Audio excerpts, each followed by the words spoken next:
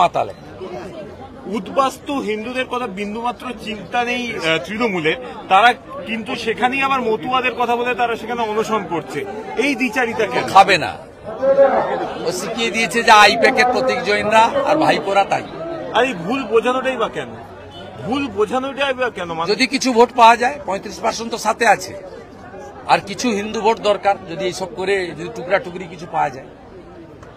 এদের একটাই তো টার্গেট, মতুয়া ভাগ করো, রাজবংশী ভাগ করো, নমশূদ্র ভাগ করো, কুর্মীদের সঙ্গে ট্রাইবেলদের লাগিয়ে দাও, পাহাড়ে 11টা বোর্ড করো, Tamang board, Bhutia board, Namasudra board, Bauri board, সব ঢপের চপ করে এসব করে হিন্দুদের ভাগ করা।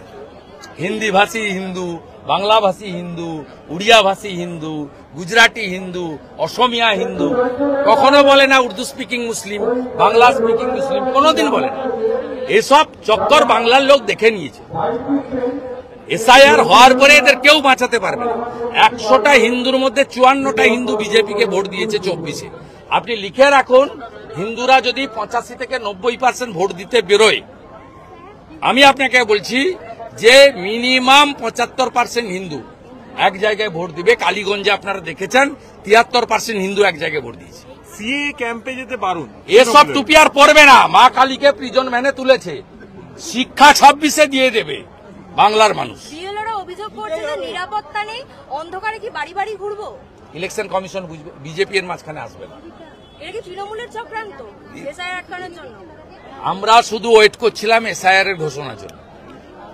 7 তারিখে ভোটার লিস্ট বেরোবে তো ভোট হবে, 7 তারিখে ফাইনাল ভোটার লিস্ট বেরোবে না তো ভোট হবে না। কার কি? 4 মে সরকারের শেষ, 5 তারিখে রাষ্ট্রপতি শাসন।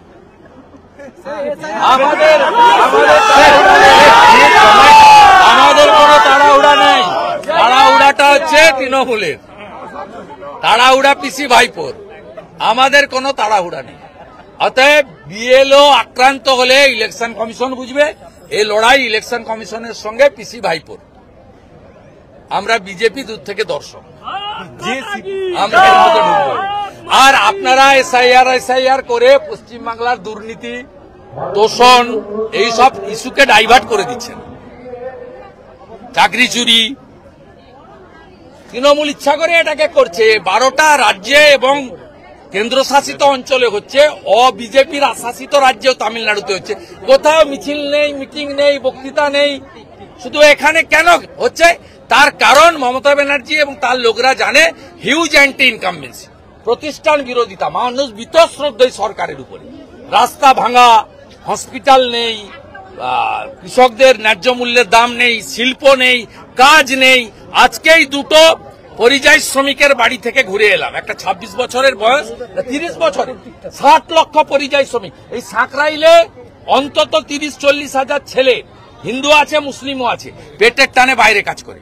এই জেলাতে প্রত্যেকটা আমতা, উদয়নারায়ণপুর, পাঁচলা, এমন জায়গা পাবেন না, শ্যামপুর, আপনি যেখান থেকে হাজারে হাজারে ছেলে বাইরের রাজ্যে চলে গেছে এই মমতা ব্যানার্জির জন্য। দায়ী মমতা ব্যানার্জি।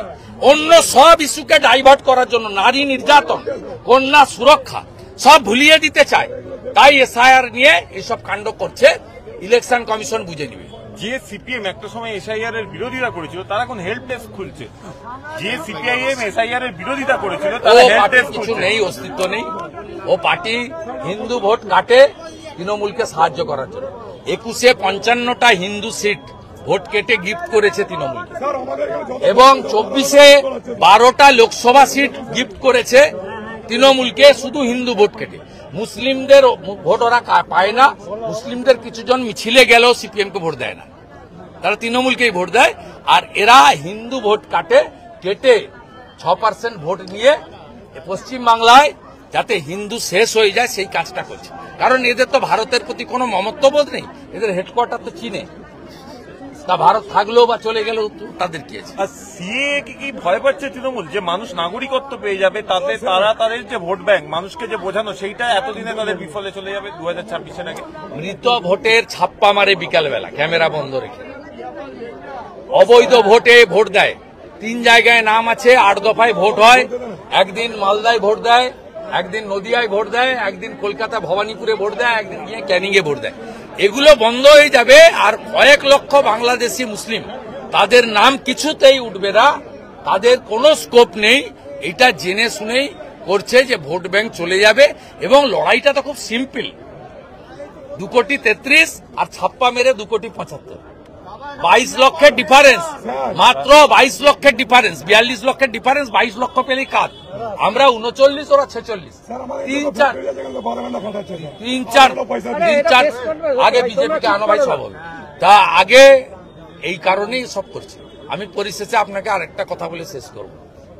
ভাইপোকে আমি পরামর্শ দিচ্ছি, কোন ভাইপো আমি বলছি না, আপনার নিজের বাড়িতে যে আগুনটা লেগেছে একটু নেবার, আপনার বাড়িতে ভীষণ অস্থির অবস্থা, আই নো এভরিথিং, বাধ্য হব একদিন মুখ খুলে দিতে। কালকে কাকদ্বীপ যাবেন দাদা? দাদা কালকে স্যার পশ্চিমবঙ্গে বিজেপির টার্গেট কত?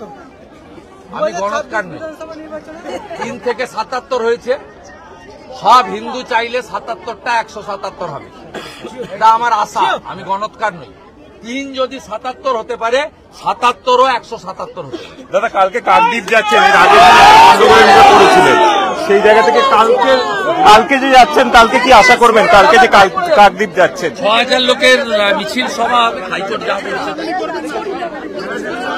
ঠিক আছে, ওকে, থ্যাংক ইউ। হ্যাঁ হ্যাঁ, চলো চলো চলো, ঢাকটা রাখেন দাদা, বেরিয়ে যাই সামনে।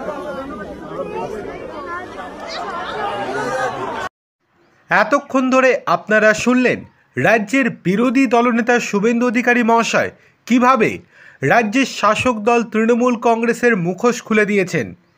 একের পর এক বক্তব্যকে হাতিয়ার করে তিনি বুঝিয়ে দিয়েছেন একটুও জমি ছাড়তে নারাজ বঙ্গ বিজেপি।